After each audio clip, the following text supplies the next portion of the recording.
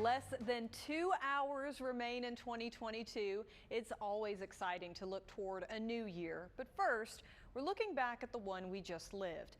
We'll get to your news of the day in a bit. Right now, we want to look back at how we got here, remember the stories that defined the Triad in 2022, and look forward to the ones we'll keep telling in 2023. WFMY News 2's Daniel Cruz shares the moments that shaped the past year in our area. As another year comes to a close, we reflect on some of the most defining moments from across the Piedmont.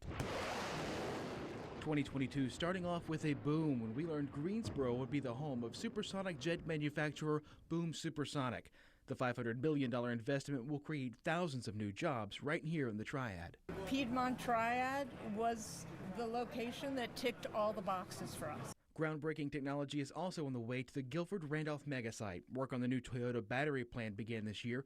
The Boom Supersonic and Toyota plants are both expected to be finished in 2025. Duke and UNC met for the first time in the Final Four of the NCAA tournament. The game would inevitably be Coach K's final time on the hardwood. I've had better options to get people to the Super Bowl over this. Fans who didn't shell out big bucks to make the trip cheered on their favorite shade of blue from right here in the Triad. We're kind of forced to watch it together, and so we kind of get used to having to go through the intense moments because it's going to be intense. I mean, it always is. Old relics were also given new life in 2022 as NASCAR came home to North Wilkesboro Speedway. This track has a purpose. It can be a big asset to this community. North Wilkesboro will be home to the 2023 NASCAR All-Star Race. We're going to Cole Avenue. The search for Hetty Dawkins brought the community together in late August. Dozens showed up to help in the search for the missing 81-year-old High Point woman. Everyone, I don't care if you don't even think she was in the area, we need everyone in the Triad community actively searching for this woman. Dawkins' body was found not far from her home nearly a week after she went missing. Just to know that she's in a better place. It is a dream come true for us, for our family. Ammonium nitrate has a history of being unpredictable. Flames could be seen for miles as Winston-Salem firefighters battled one of the largest and most dangerous fires in the city's history. A fire at the Weaver Fertilizer plant prompted the evacuation of 6,400 people earlier this year.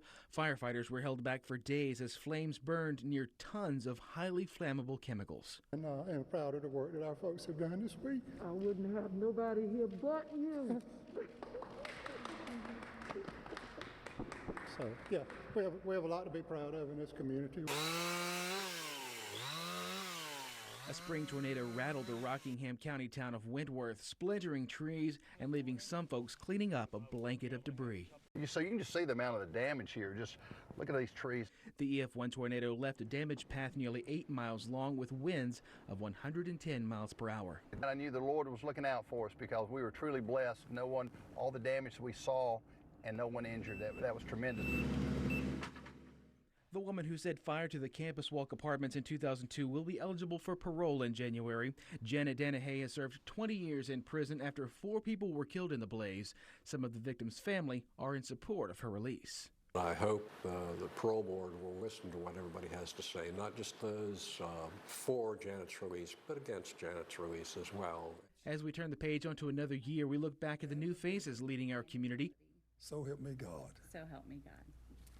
Thanks. Congratulations. Dr. Whitney Oakley took over as superintendent with Guilford County Schools. The Greensboro native has years of experience with the district. Her children also attend GCS schools. This is the best place in the whole state for us to grow and learn and work together.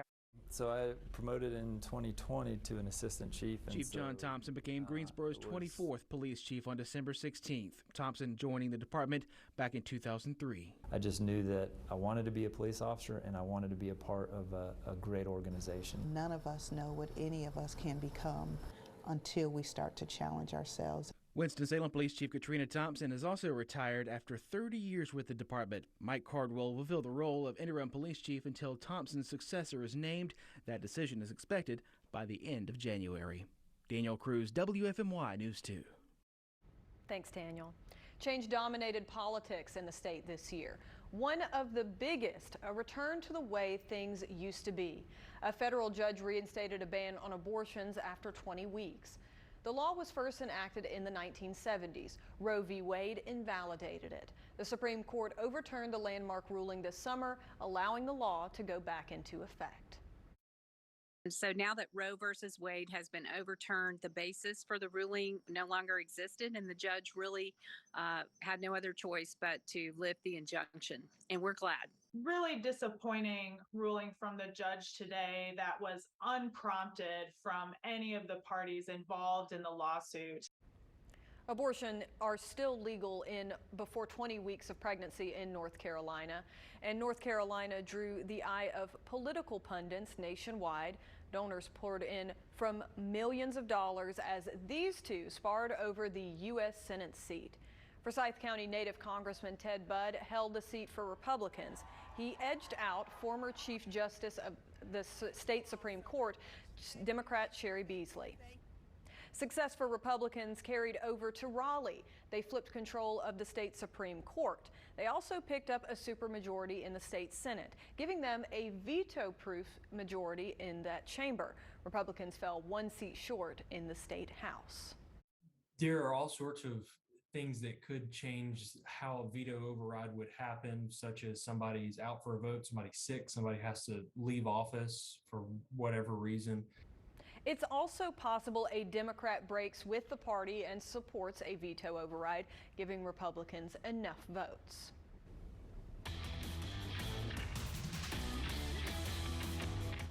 "2022 was also a year filled with firsts in the sports world, and of course, North Carolina was right in the middle of all the action. Let's first take a look at what all happened in 2022. I've said my entire career, or when I knew what the hell I was doing, that I wanted my seasons to end where my team was either crying tears of joy or tears of sorrow, because then you knew that they gave everything. And I had a locker room filled with guys who were crying. All I'm thinking about are these kids, these players. And I told them that how happy I am that I get a front row seat just to be able to, for them to go through this season and go through these experiences. It's a blessing for me. It's a privilege. It's an honor. Again, it was a process that I'm proud of how we've handled, and I am excited about coming to Charlotte and what that will mean for the ACC. For 3 seasons now, the losses piling up, and because of that, the Carolina Panthers firing head coach Matt Rule. And now the team has turned over to interim head coach Steve Wilkes for the remainder of the season. I found out probably 5 seconds before you guys found out, and I was ecstatic. Yeah, I was extremely excited and happy to be here. Also, just thank everybody in Carolina. I don't know if I'll get another chance to do that. What a year it has been in the sports world here, and what a pleasure it has been for me to be able to share those moments with you. Can't wait to see what 2023 has in store for us. The news can often get heavy. Sometimes it makes us cry, sometimes it makes us cringe, but it makes us smile plenty too. Here's a look at some of the moments that captured our hearts this year. Throughout 2022, we celebrated. Many of the celebrations a family affair, like Gabrielle and Yvonne Hall, the mother-daughter duo who graduated from North Carolina A&T together. Know that, again, there is never too late to achieve your goals. We celebrated love when a Triad couple visited a High Point cookout after their wedding day. It was where the Gentrys had their first date years ago. The Jennings family showed us sometimes the venue for a celebration needs to change. They said I do from a hospital room. Brittany Jennings gave birth, had emergency surgery, and got married all within a few days. Watching like each event replay back in my head like a did we really just go through that? Yeah, did this really just happen? Every day you take, cherish it. You never know when it's going to last. We celebrated promises kept. Two friends met 35 years ago. They promised to split the lottery if either got lucky enough to win. That pact was tested this year when Perry Charles brought home more than $360,000. He held up his end for his buddy Scott Edwards. Keep it this way. 3 years after beating cancer for a third time, a Guilford County teenager celebrated going to college. Johnny Van Kemp graduated from Northern Guilford. Now, the Iron Man of Summerfield goes to High Point University. University. I can never thank them enough, and I just want to pay it forward because it just meant the world to me. Every day we wake up, we think we've won the lottery or it's Christmas all over. We're living a miracle. And here at News 2, we celebrated courage and resolve as one of our own beat cancer. Julie Luck stepped away in January after getting diagnosed with stage 3A colon cancer. She endured surgery and rounds of chemotherapy. Several months later, doctors gave her the all clear. I'm just overwhelmed. I'm so glad I'm so glad to be healthy enough to be able to cross the finish line. It's a good day. If 2022 taught us anything, it's to never stop celebrating. Each moment that makes us smile, no matter how fleeting, is reason enough. Just ahead, the Triad prepares to ring in the new year. A keg drop in Greensboro and an Alamance County band is in the Big Easy. We'll take a closer look at the range of celebrations in our area. Well, and as promised, rain moves out just in time for those late night celebrations. That's heading on off to the coast. And look at the hour by hour tonight. We're only going down to the mid-40s. Maybe some fog tomorrow morning to start off New Year's Day, but it ends up being a beautiful day. We'll have that forecast and more in just a minute. News 2 at 11.